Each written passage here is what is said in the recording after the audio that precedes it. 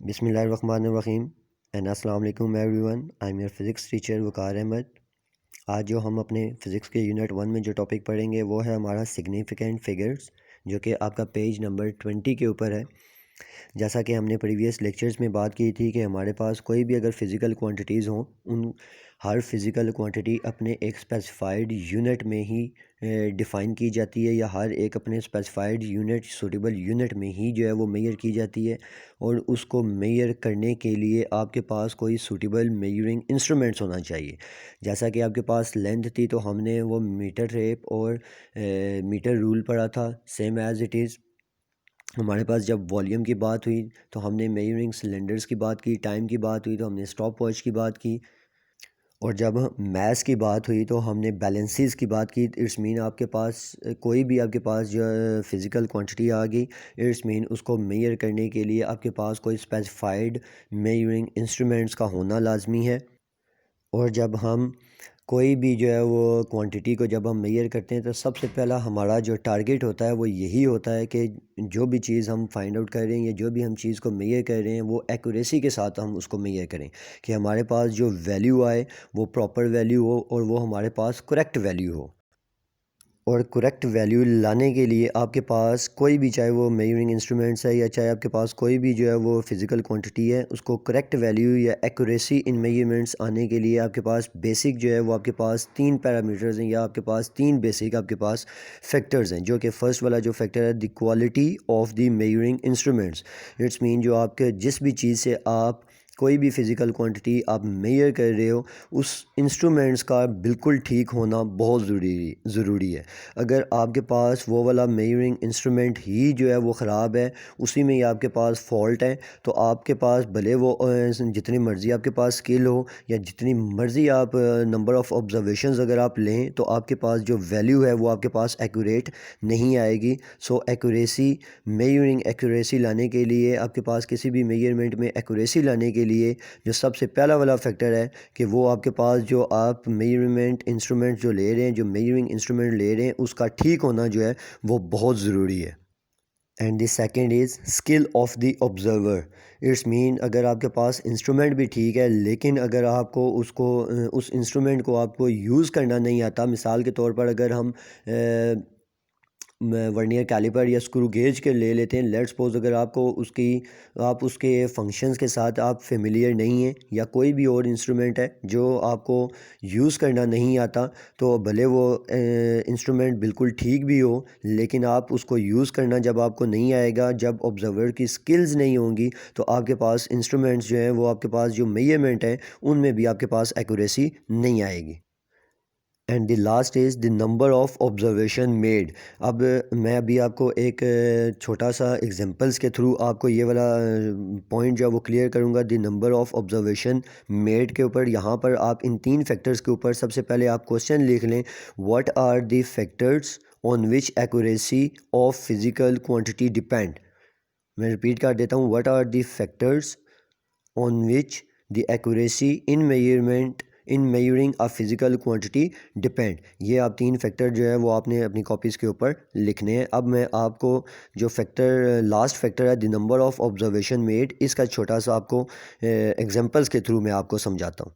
अब यहाँ पर फॉर एग्ज़ाम्पल मैंने यहाँ पर जो ए और बी के दरमियान एक लाइन जो है वो एक डिस्टेंस जो है वो मैंने डिनोट कर दिया। फॉर एग्ज़ाम्पल मैं आपको ये कहता हूँ कि आप ए से बी तक जो है वो आप डिस्टेंस फाइंड आउट करें बाय यूजिंग मेजरिंग टेप।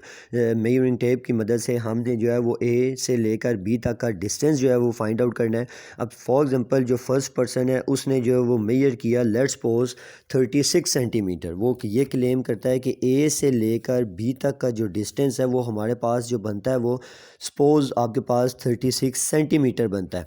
अब यहाँ पर हमारे पास जो सिग्निफिकेंट फिगर्स आई हैं वो हमारे पास 2 सिग्निफिकेंट फिगर्स हैं, लेकिन जो आपके पास जो फर्स्ट वाली जो सिग्निफिकेंट फिगर्स है वो आपके पास एक्यूरेट या नॉन डिजिट है।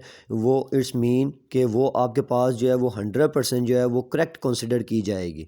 जो आपके पास सेकंड वाली आपके पास फिगर है वो आपके पास डाउटफुल फिगर है। इट्स मीन कोई और अगर स्टूडेंट या कोई और पर्सन इसी लेंथ को इसी मेजरिंग टेप से अगर वो मेजर करता है वो ये भी क्लेम कर सकता है कि लेट्स सपोज वो ए से लेकर बी तक का डिस्टेंस वो 35 भी क्लेम कर सकता है और 37 भी क्लेम कर सकता है। इट्स मीन जो आपका लास्ट वाला जो डिजिट है वो आपका हमेशा जो है वो आपका डाउटफुल डिजिट रहेगा। अब सेम एज इट इज़ इसी मेजरिंग इंस्ट्रूमेंट्स के साथ दूसरे पर्सन ने जो है वो मेजर किया, उसने ये क्लेम किया कि हमारे पास ए से लेकर बी तक जो डिस्टेंस है वो 36.2 सेंटीमीटर है।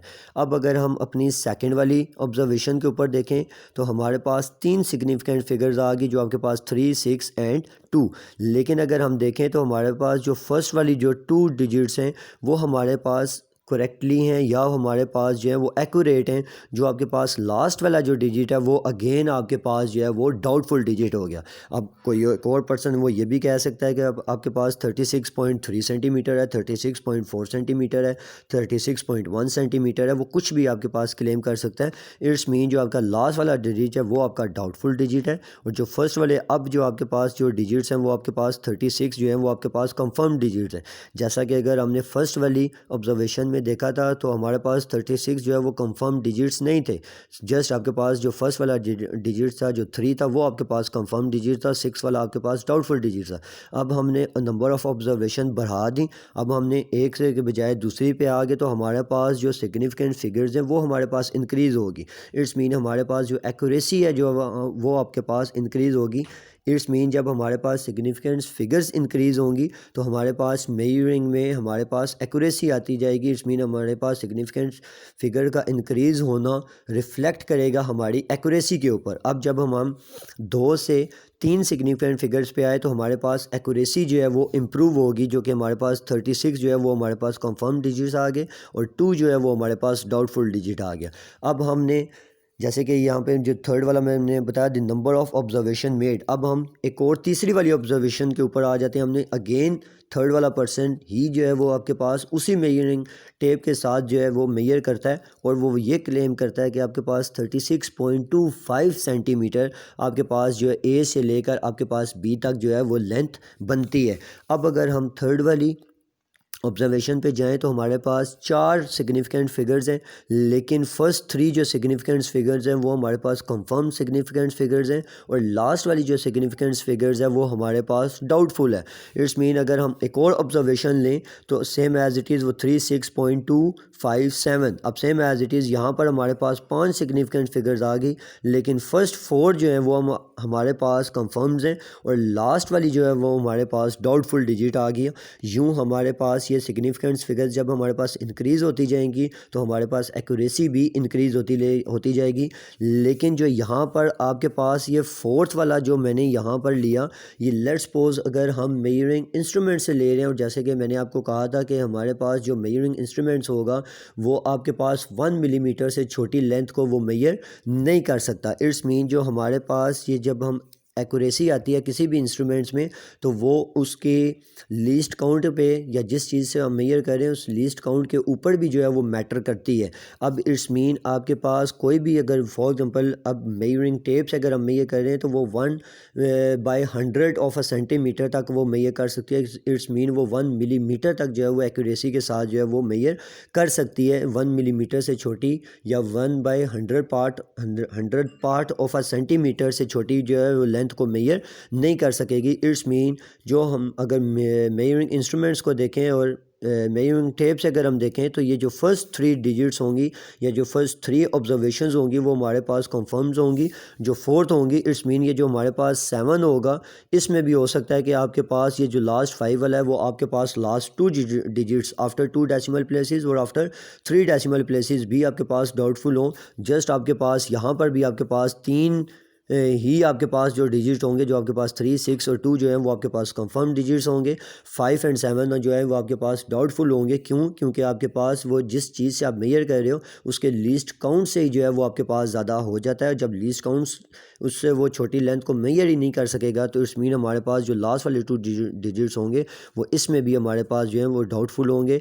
जो लीस्ट काउंट है वो आपके पास 1/100 पार्ट ऑफ अ सेंटीमीटर जो कि आपके पास 3, 6, 2, 5 जो होगा वो भी आपके पास जो है वो आपके पास कंफर्म डिजिट्स, जैसे कि 3, 6 और 2 आपके पास कंफर्म डिजिट्स और लास्ट वाला जो है वो आपके पास डाउटफुल डिजिट्स। और अगर कोई एक और 1000 पार्ट में भी जाता है तो फिर भी अगेन जो आपके लास्ट वाले जो होंगे वो भी आपके पास डाउटफुल डिजिट्स होंगे और फर्स्ट वाले जो 3 डिजिट्स होंगे वो आपके पास कंफर्म डिजिट्स होंगे। यूँ ये हमारा टॉपिक यहाँ पर ये अभी आधा हुआ है। नेक्स्ट हम देखेंगे कि हमारे पास डिफरेंट सिग्निफिकेंट फिगर्स को फाइंड आउट करने के डिफरेंट रूल्स हैं, वो हम देखेंगे कि हमारे पास कौन से रूल्स हैं। जस्ट ये जो यहाँ पर मैंने आपको क्वेश्चन जो है वो उनके ऊपर जो फैक्टर्स के ऊपर जो क्वेश्चन लिखवाया ये आपने अपनी कॉपीज़ के ऊपर लिख लेना है।